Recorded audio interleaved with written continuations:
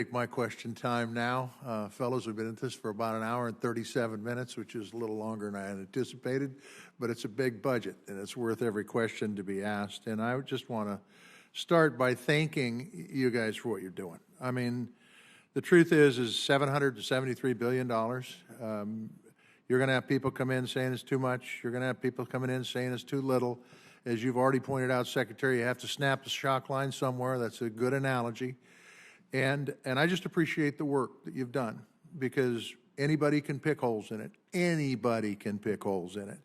And to talk about where we're going to be in the next decade, 10 years from now, is pretty interesting, because you have to have people around you nimble enough to know whether we're even going to need ships or tanks, or if it's going to be fought in outer space, or if it's going to be fought in the cyber realm, wherever it's going to be fought. And the truth is, if you screw up, we're all going to have opinions, and we're going to beat the crap out of you. And so you've got to do what's best for this country and best for the people who are under you. And I just want to thank you for that.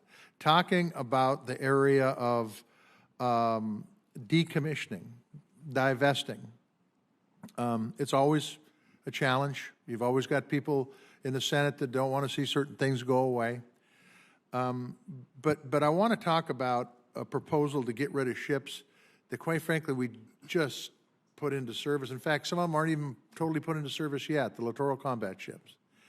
How much confidence do you have in the analysis that these things just aren't fit for the fight? I'm very confident, Chairman. Again, I think you hit the nail on the head there. We're looking to acquire capabilities that are relevant in the future fight and survivable. The earlier variants of this the ship that you mentioned did not live up to expectations. It's very expensive to maintain, and so we've made the decision that it'd be better to decommission those ships and invest those resources in acquiring capabilities that are more agile and more relevant to the future fight and more survivable. And those ships have been on the books for, like I said, they're not, I think there's still some in process, but they were designed, what, 20 years ago, 15 years ago? Do you know offhand? I think it was about 20 years ago, Senator. About 20 years ago, and it's already changed in 20 years, and pretty dramatically, I might add. I want to talk a little bit about something that's already been visited about, and that's accountability. There's been $3.7 billion spent on a supplemental so far. That's a lot of money. And there's another 16.4 projected to go out. You had said with earlier questions that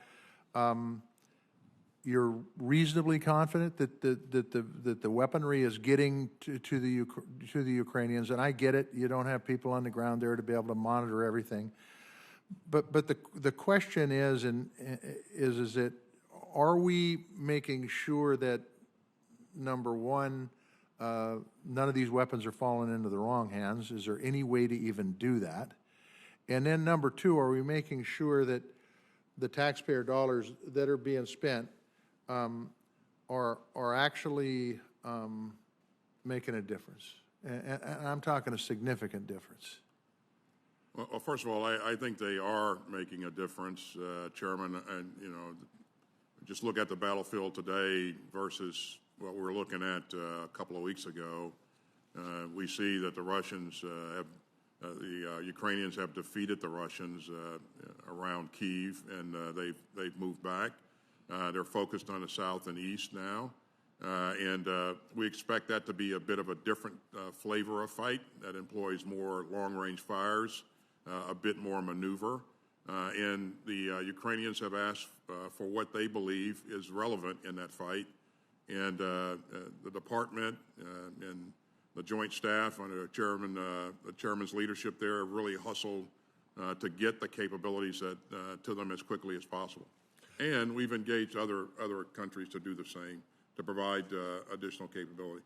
But in terms of accountability, we have to depend on the Ukrainians at this point to do the right thing and make sure that they're prudent and careful about how they issue these weapons out and account for these weapons. Again, I engaged the very senior leadership in the country on this issue, and they assured me that this is something that's important and that they'll continue to focus on. For resupplying, there's a lot of stories about coal production lines, about the fact that we have supply chain issues when it comes to replacing everything that we're shipping into Ukraine, and our allies are shipping into Ukraine too. You said you thought, and don't let me put words in your mouth, that the weaponry could be replaced within the next year with this budget. All of it won't be replaced within a year. We'll see production lines operate at different speeds, just based upon what they are.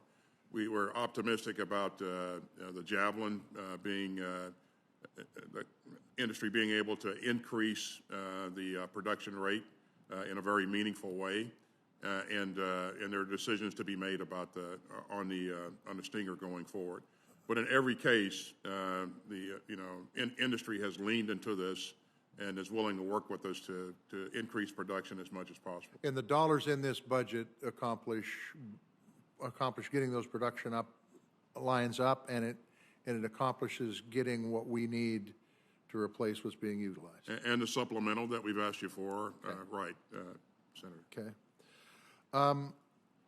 In the opening statements, and this is for you, General Milley, I believe asking for $130 billion in R&D spending. That's $10 billion over 2022, $12 billion over the previous year.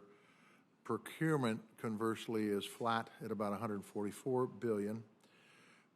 For years, R&D has been used in mature and prototype technologies like AI, like hypersonics, which are important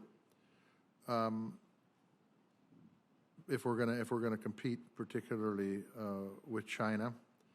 So when will they become real programs and widely fielded? My concern is that we're prototyping everything to death and it never gets to the field. Is this a concern you have, number one, General? And number two, can you give me any sort of expectations when we might see some of this stuff come to reality? I think the time window, and again, I agree with your comment about predicting 10, 15 years out, but we do know the broad outlines, or at least we think we know the broad outlines of the future operating environment in this changing character of war. And these programs will need to be online, fielded, in the hands of the force, in the hands of the joint force, inside of 10 years, if we are going to have an opportunity to be superior to our adversaries, specifically China. The programs I'm specifically talking about are artificial intelligence, robotics, hypersonics. There's a wide variety of these technologies that are coming online.